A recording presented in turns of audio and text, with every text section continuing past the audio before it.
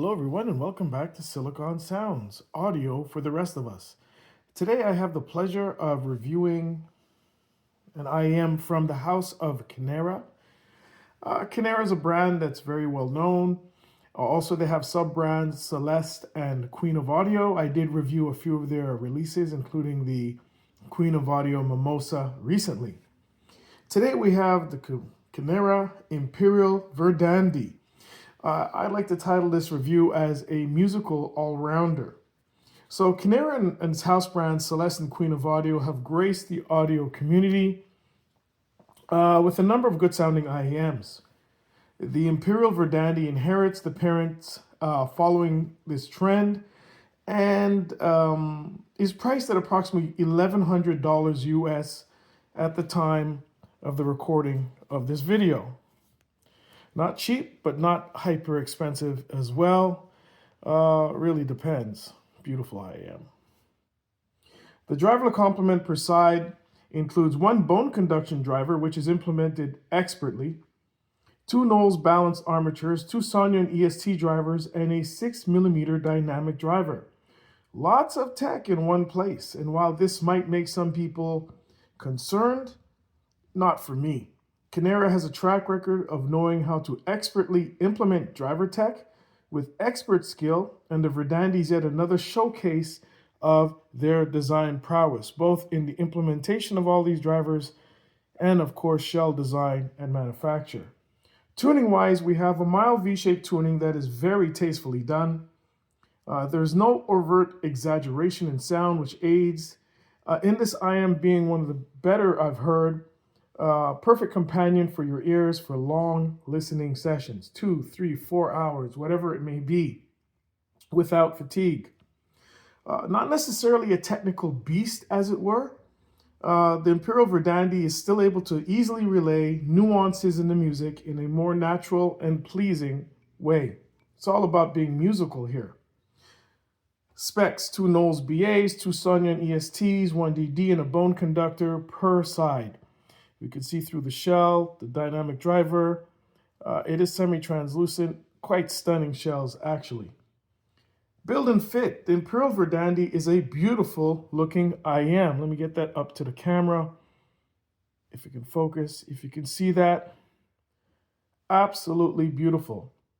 Fit and finish are excellent, above board, exemplary, whatever you want to call it. The multicolored foil inlays in the resin really give it that extra pop. The high quality of manufacture is really apparent when examining the IEM from any angle that you feel. It's beautiful.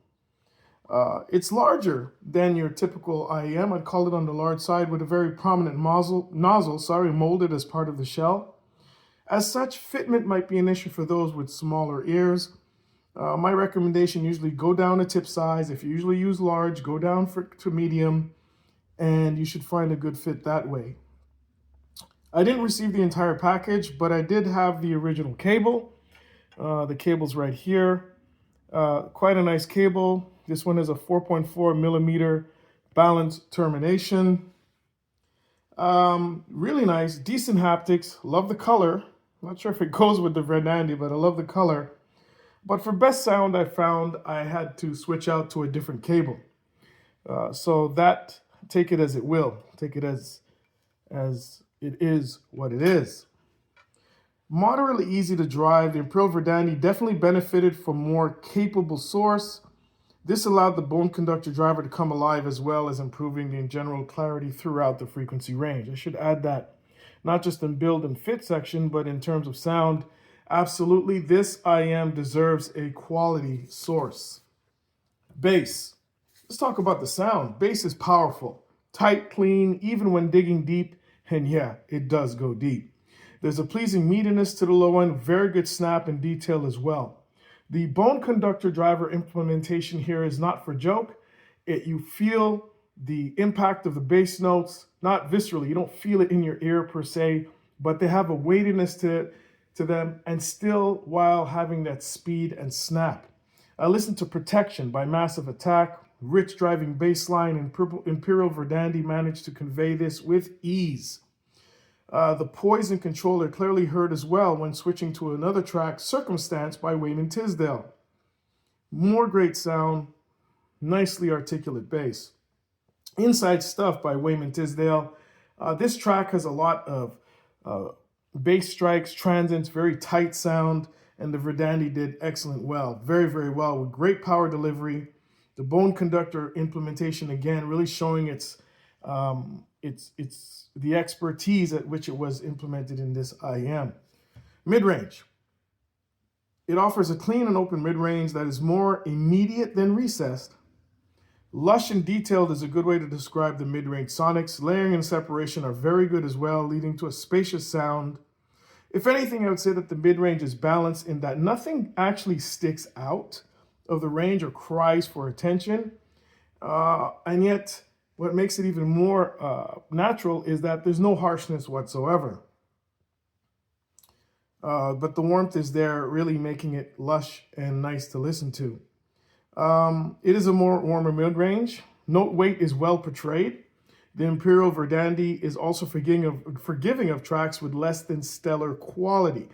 Not every track is recorded with a recording engineer that knows what they're doing, or with the original equipment or tapes that are clean, as they would say.